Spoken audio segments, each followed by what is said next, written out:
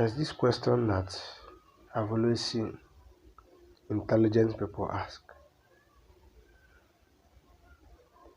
And the question goes, if God is beside you, what can man do to you? What can evil do to you?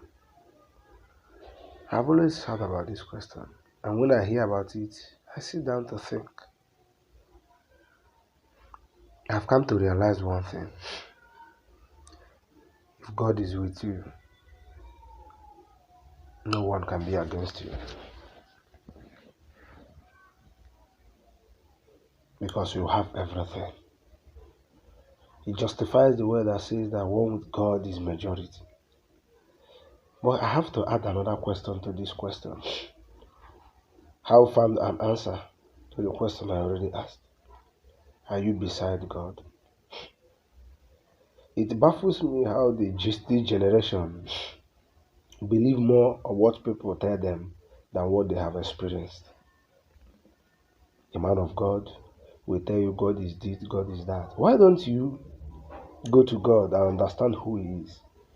Or don't you know that God will mean different things to different people? Even though in the same direction? You have to encounter God first. It is very, very pertinent that you encounter God first and understand Him, because He is your God. He created you. And when He created you differently from other people. That's what you don't understand. And that's why you have kept, deteriorating in your mind and in spirit.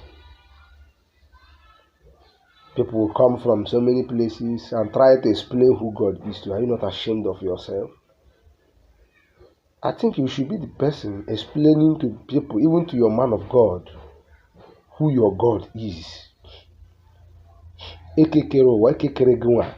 created you. He is your own creator. Which means if He created you, you should go beside Him. You should not allow God to come beside you. No. You need Him more than He needs you. Go beside God. Align with your God. I bet me if you align with your God, most of the things you are passing through, especially psychologically and emotionally, will be solved in a twinkling of an eye. Because that wisdom will be instilled in you. We call it divine intelligence. It is high time you start believing what others tell you about God and start believing what you know about God. And some other time you see people paying people to consult God for them.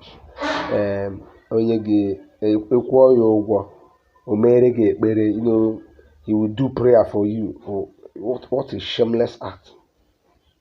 It's very shameless that you pay somebody to consult God for you.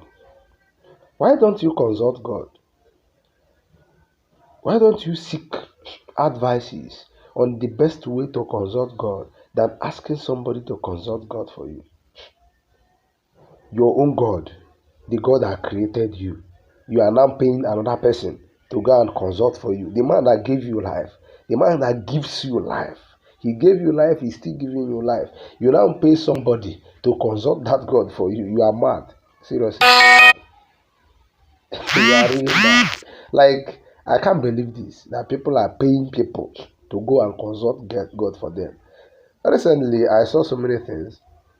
Even people going to the shrine, a deity that is useless, that has no meaning, to consult God in a deity where sculptures of what man made is. What has no life, you are consulting